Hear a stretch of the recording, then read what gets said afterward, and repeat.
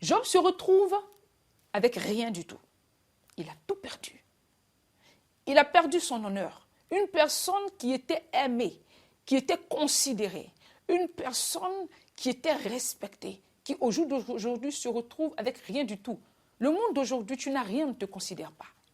Tu perds tout, tu perds toute dignité, tu perds tout honneur. Plus personne ne va te voir comme étant une personne. Tu as perdu ta position parce que les gens te qualifient en fonction de tes biens que tu as. Les gens te qualifient en fonction du matériel que tu as. On dira c'est un ancien riche qui est là. C'est quelqu'un c'est un nouveau pauvre. Parce que quand quelqu'un est pauvre et qu'il devient riche, c'est un nouveau riche. Mais là, on te dit que tu es un nouveau pauvre. C'est maintenant en train de goûter à la vie de pauvreté. Et donc, ce sont les moqueries, ce sont les railleries. Job, qui était une personne considérée, une personne aimée, une personne qui était vraiment, à savoir si ce amour était sincère, parce qu'au jour d'aujourd'hui, on se rend compte que les gens ne t'aiment que parce que tu as du matériel, tu as quelque chose à leur apporter. Si tu n'as rien à leur apporter, pourquoi est-ce qu'ils vont te considérer, pourquoi est-ce qu'ils vont t'aimer? Et donc, on voit cela avec Job. Tu perds tout, tout le monde te fuit. C'est-à-dire que les gens te suivaient à cause de ce qu'ils pouvaient gagner de toi, non pas à cause de ce que tu étais. Et donc, la Bible nous dit que Job se retrouve à zéro, comme certainement toi qui m'écoutes aujourd'hui. Tu as perdu quoi? Ton travail. Tu as perdu quoi? Ton foyer. Tu as perdu ton travail. Madame est partie. Tu n'as plus d'argent. Tes enfants ne te respectent pas. Tes enfants ne te considèrent plus. Dans la société, on ne te considère plus. Même en famille, on ne te considère plus parce qu'on n'attend pas ta parole pour prendre une décision. On attend la parole de ceux qui ont l'argent. Toi, tu as quoi? Tu n'as rien. Donc, ta décision ne pèse plus. Aujourd'hui, tu te retrouves dans une situation où toi, qui étais écouté, ta parole ne coûte plus rien dans ta famille. Tu es descendu dans l'estime des gens. Tu es descendu de l'estime des gens au niveau de ta société, au niveau du travail. Tu es descendu dans l'estime de tout le monde. Pourquoi? Parce que tu n'as plus rien. Tu as tout perdu. C'est à ça que Job est arrivé. Job est arrivé à cette position. Mais la Bible nous dit qu'il y a 3 personnes qui se sont déplacées pour aller voir Job. Je vais lire ce verset, ce passage, et vous allez suivre avec moi. C'est dans le livre de Job, chapitre 1, à partir du verset 11 jusqu'au verset 13. Je lis la parole de Dieu. 3 amis de Job, Eliphaz de Théman, Bildad de Shua et Tsophar de Nama, apprirent tous les malheurs qui lui étaient arrivés. Ils se concertèrent et partirent de chez eux pour aller le plaindre et le consoler. Ayant de loin porté les regards sur lui, ils ne le reconnurent pas et ils élevèrent la voix et pleurèrent. Ils déchirèrent leurs manteaux et ils jetèrent de la poussière en l'air au-dessus de leur tête. Et ils se tinrent assis à terre auprès de lui 7 jours et 7 nuits sans lui dire une parole, car ils voyaient combien sa douleur était grande. Amen.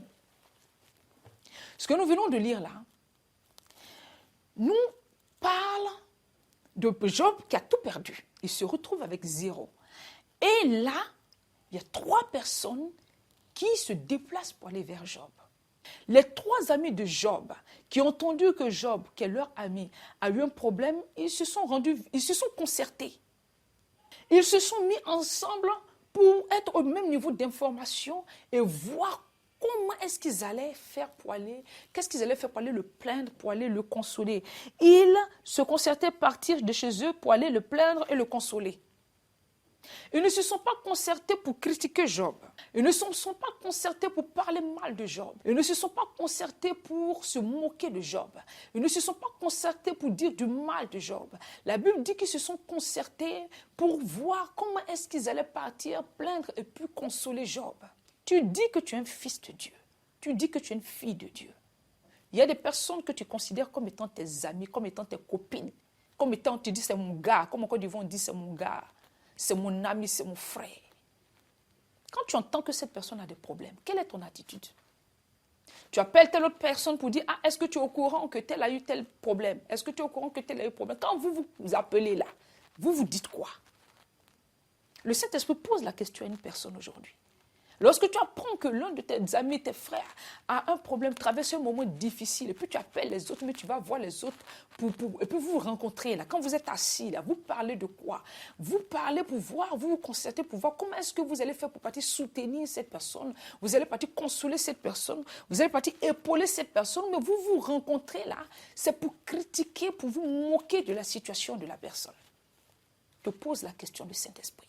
La Bible nous dit qu'ils se sont concertés et partis de chez eux pour aller le plaindre. Ça, c'est la version 8 secondes. Mais la version, il y a une autre version qui nous dit, que ils partirent chacun de son pays. Chacun a quitté son pays. Parce que quand on te dit Eliphaz de Théman, on te dit Bildad de Shua, Tsopha de Naama, chacun a quitté son pays, chacun a quitté où il était.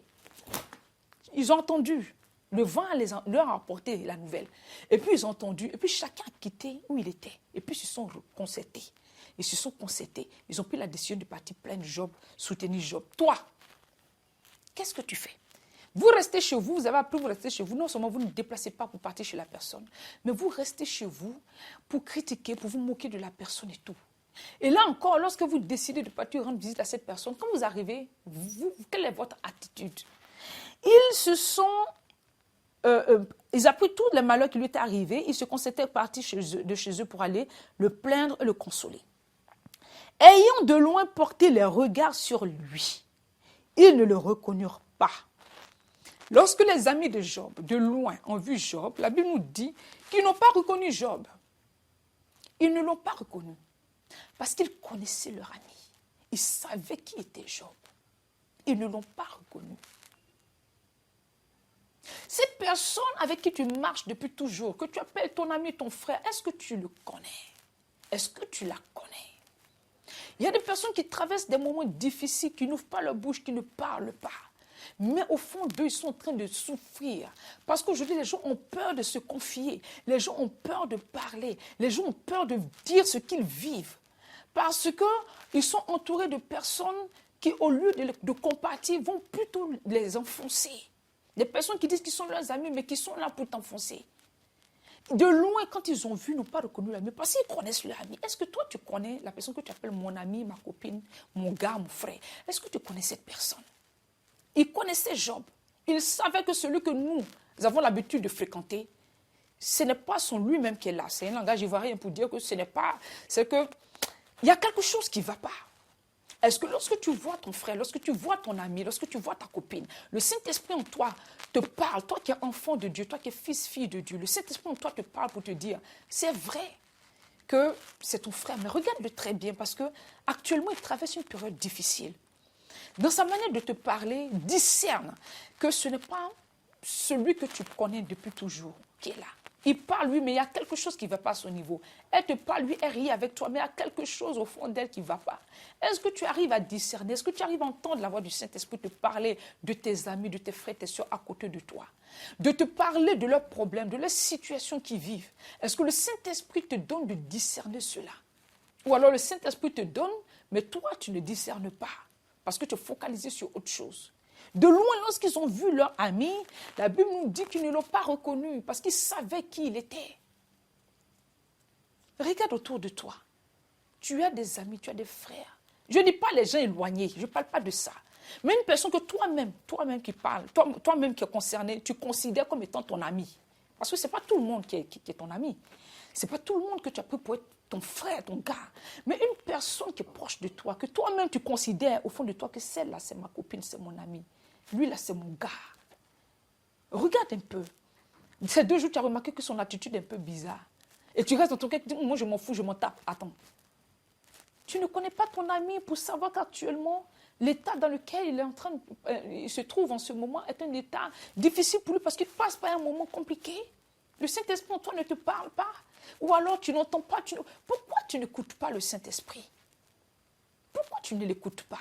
Lorsqu'il est en train de te dire, ne réagis pas face à ça, ne réagis pas à ce qu'elle a dit, ne réagis pas à ce qu'il a dit. Parce qu'actuellement, il est en train de passer par un moment difficile. Pourquoi tu ne discernes pas pour aller le voir, pour lui dire, ah, j'ai remarqué que 2 jours là, voilà comment tu me parles. J'ai remarqué que ces 2 jours là, voilà comment tu te comportes avec moi. Qu'est-ce qui se passe? Je sens qu'il y a quelque chose qui ne va pas. Pourquoi est-ce que tu ne partages pas cela avec moi pour que j'essaie de voir comment je peux t'aider? Tu ne le fais pas. Tu gardes ça en toi, rancune sur rancune, rancœur sur rancœur. Et puis comment dirais, votre amitié est en train de prendre de l'eau. Votre amitié est en train de prendre de l'eau. De loin, ils ont vu leur ami, ils n'ont pas reconnu, ils ont dit non, il y a quelque chose qui ne va pas.